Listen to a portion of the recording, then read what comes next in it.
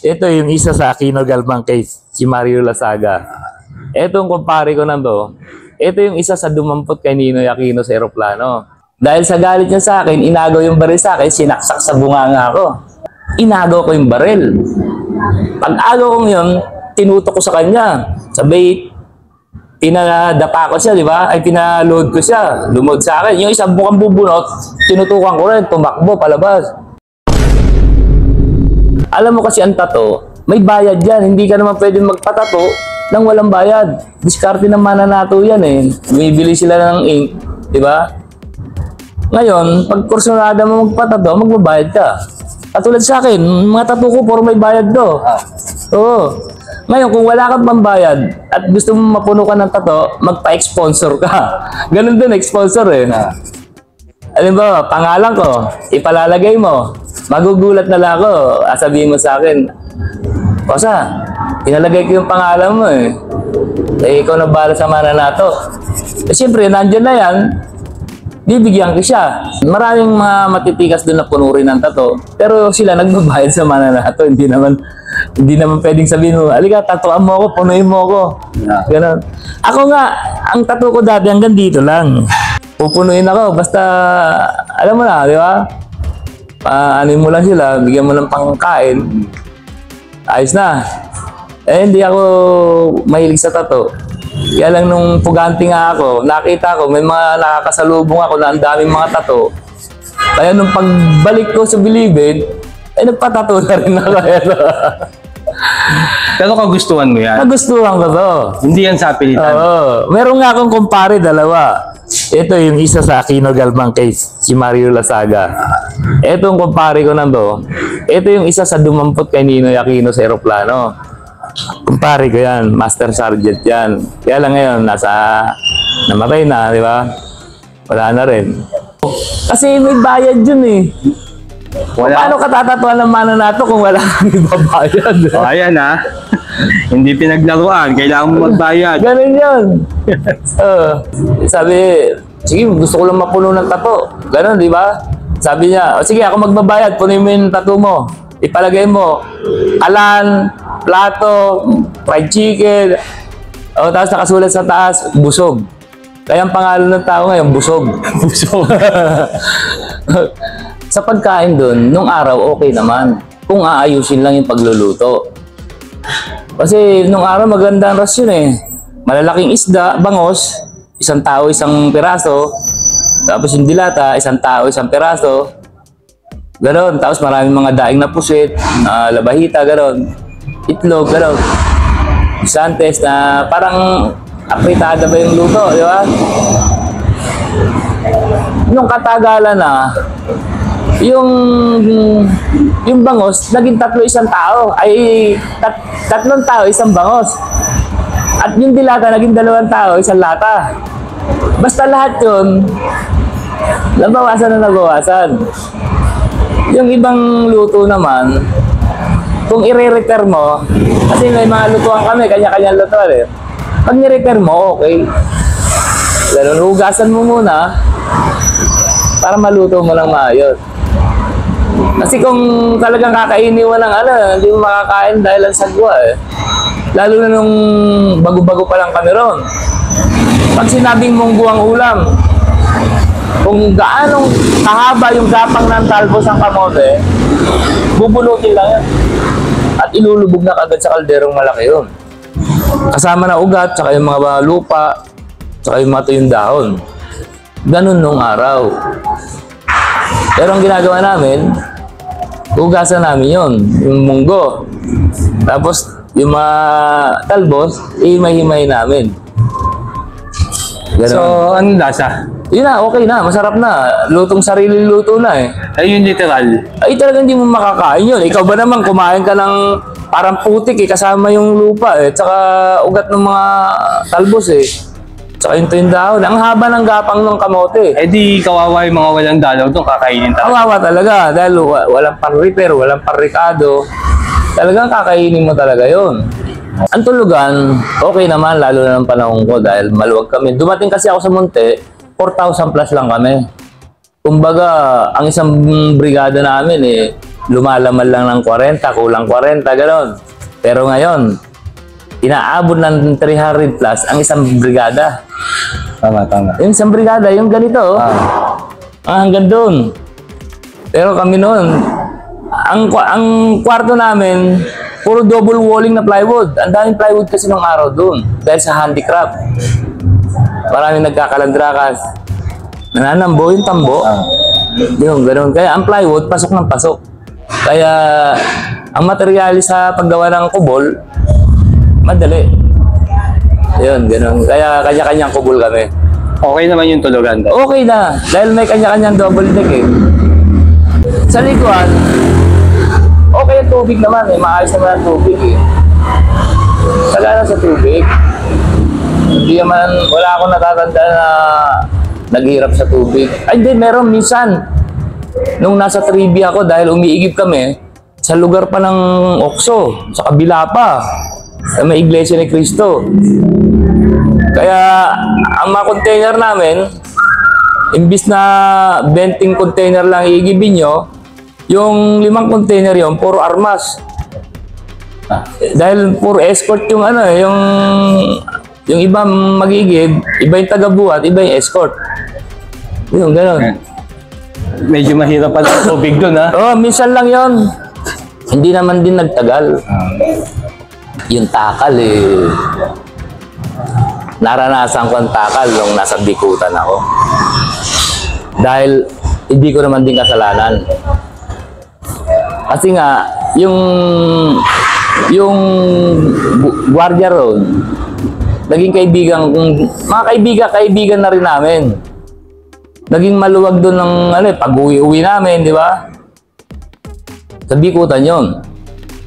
Yung ngayon, nagkainuman, 4 kami. Itong kumpare ko, yung maning tirador nga. Kainuman kami, di ba? Nung nakaka-4 na bote na yata kami. Eh, sabi sa akin, pare, hawakan mo muna itong baril ko. Sabi nung isang si Samson, di ba? Di ngayon, kinuha ko. Lagay ko rito. Ngayon, umihi na siya. Ako naman, napakialaman ko na tinignan ko. Sabi ko, nagkaroon ako ng baril na ganito ah. Yung Python na 38 na bulldog, akala mo 357. Inabot niya ako na tinitignan ko. Sabi ko, pare, nagkaroon din ako ng ganito eh. Itong Python, di ba? Parang 357, no? Sabi ko, sabi niya, hindi, 357 yan. Sabi sa akin, nagtalo kami ngayon doon sa baril. Doon nasira ang ipin ko. Dahil sa galit niya sa akin, inagaw yung baril sa akin, sinaksak sa bunganga ako. Di ngayon, sabi ko, pare, baka pumutok yan. Habang nagsasalita ako ngayon, inagaw ko yung baril. Pag agaw ko ngayon, tinutok ko sa kanya. Sabi, pinadapa ko siya, di ba? Ay, pinaload ko siya. Lumod sa akin. Yung isang bukang bubunot, tinutukan ko rin, tumakbo, palabas. Nung makatakbo sa labas ngayon, doon na kami. Pinagrarat-rat na kami. Doon, sa Bikutan. Tapos ngayon yung baril na sa akin. Ang ginawa ko sa baril, tinanggal ko lahat yung bala, tinapon ko sa bintana. Sabay, hinagis niya sa bintana rin yung baril. Tapos yung Samsung, nakalis na. Tapos nagalit sa akin ng mga Sputnik, ang mga kosa, di ba? Sabi sa akin, kosa, sabi ng mayores eh, ipapahamak mo ang pangkalatan eh.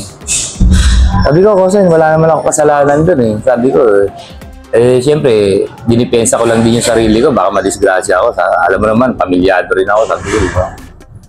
Hindi, sabi niya, ipapahamak ko ang pangkalatan. Kita mo, nirat-rat na tayo rito. Eh, sabi ko, kosa, hindi ko naman din kagustuhan yun eh. Hindi, dumapa ka, sabi sa akin. Pinakyat ako sa taas kasi second floor yun eh. Dalawa yun eh, up and down. Lahat ng building ron, up and down, sa Bikutan. Nasa 15 ako noon sa mga Batang Pasay. Sabi sa akin, ikaw lang ang Batang Paranaque rito eh. Mabuti nga, pinakikisamahan ka namin ng maayos eh. Tapos ipapahamak mo pa kami lahat. Sabi ko, hindi ko naman kagustuhan yung kosa eh. Hindi, dumapa ka na, sabi sa akin.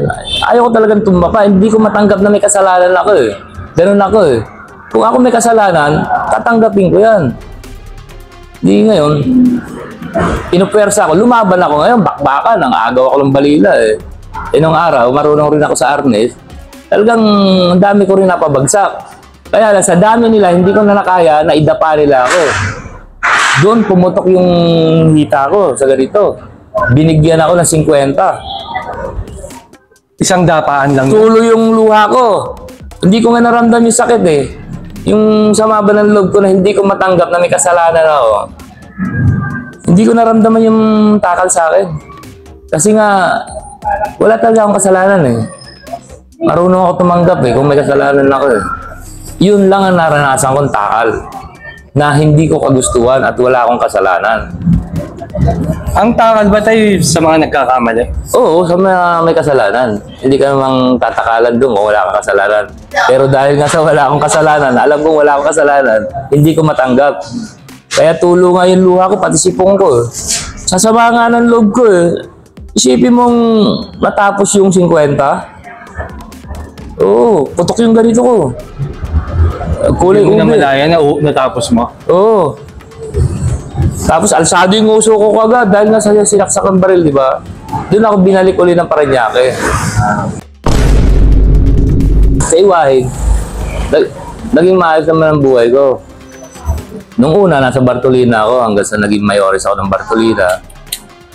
At nagkaroon na ako ng dalaw, di ba? Nagkaroon ako ng babae. Naging maayos, nakakalabas-labas na ako kahit Bartolinado. At hindi lang yon, naging masaya ang Bartolina dahil din sa akin. Kasi nga, nung araw, walang pasok ang dalaw ron eh. Eksakto, ang naging OIC nga ron sa Bartolina, kaibigan ko, si Mr. Dawson. At kinausap ko nga siya na kung pwede, papasukin ng dalaw doon sa mga may dalaw, di ba? Ang sabi nga niya sa akin, baka magka-problema, baka maging delikado. Di sabi ko, inabot ko nga ito dati na may dalaw rito eh, di ba? Pero pinag-iba na nung mawala na yung tao rito, tapos ako rin nagpatayo nito eh, itong kubo na to eh, sabi ko, di ba? Nung gibay na nga itong kubo na to, wala nang dalaw na naman. Kawawa naman yung mga dinadalaw. Ngayon, sabi niya, nagkaroon na ba ng dalaw rito? O sabi ko, nagkaroon na ng dalaw rito. Sabi niya, sige, pag-usapan natin yan. Di ngayon, idiniga ko na kagad sa mga tao na gusto ko maging masaya tayo lahat. Yung maibalik yung dalaw rito sa loob ng Bartolina. Para naman yung mga may asawa, eh, alam nyo na, makaano naman, di ba? Makasama naman yung pamilya, di ba? Kaya lang, hindi ko naman kayang gawin to kung hindi nyo ako tutulungan. Wala din naman akong pinagkukunan, sabi ko. Meron din akong konti, hanggang dun lang. Hindi ko kayang ipatay yung mag-isa yan. Kaya yung iba, mga tiga roon, nagbigay, daming binigay. Sa madaling salita, ang nagastos ko roon eh, siguro mga 60 lang. Dahil nagpakuha ko ng mga kahoy sa labas. Nagpahakot ako ng mga kahoy-kahoy. Tapos nipa. Tapos yung bubong, kugon. Ganun. Okay na, di ba? Kumita pa ako dahil sumobra yung binigay nila sa akin eh. Ang sitwasyon ng Iwahig nung araw, lalo't Bagito, talagang araw-araw, bumagyo umaraw. Pag lumabas ng alas 5, hindi mo na, kakain muna yun eh. Bilang muna, tapos kakain. Tapos ngayon, pagkatapos kumain, tarima uli. Lalabas na. Pagka lumabas kayo ng hindi pa umuulan, dire-diretso. Ang lusong nyo. Malayong taniman. Yung kambing, ay yung baka, tingin mo kambing, habang lumalapit, nagiging baka sa sobrang layo at saka lawak. Diba? Tapos, Antimano kasi, inkargado agad ako nung pagdating ko. Pero, escort pa rin ako. Hirap pa rin. Dahil naglalakad din ako eh. Wala man ako sasakyan. Escorting ako noon. Escorting ako sa Lusong. Kasi ang style ng lusong doon, 5-5. Dikit-dikit, dikit balikat na gano'n. Ang lakad parang robot. Parang robot. Yan. Tapos yung mga tao, ang mga plato nila nandito sa baywang. Tsaka yung inuminan. Kaya, pag sinabi ng empleyado na dagdag 5, mabilis yun. Sa una, abang mabagal, ang tunog ng mga plato nila, yung stainless na gano'n, teng, teng, teng, teng, teng, gano'n, di ba? Pag dagdag 5, ang tunog na teng, teng, teng, teng, teng, teng, teng, teng, gano'n ang lakad, mabilis na yun. Gano'n ang lusong. Tapos pagdating nyo sa lusungan, tarima muna kayo. Bilang, nakaupo lahat, isang poste lang. 5-5, minsan 10-10. Hindi pare-pare, conforme sa gwardiya. Pag sinabi 20-20, kailangan 19 nakaupo. Yung pang 20 nakatayo. Ang enkargado lang ang nakatayo doon. Puro enkargado. Tapos, okay na, lusong, baba. Bababa na sa palayan, sa tasakan. Hilera. Nakahilera lahat. Di pa. Ayan. At di pang ganon.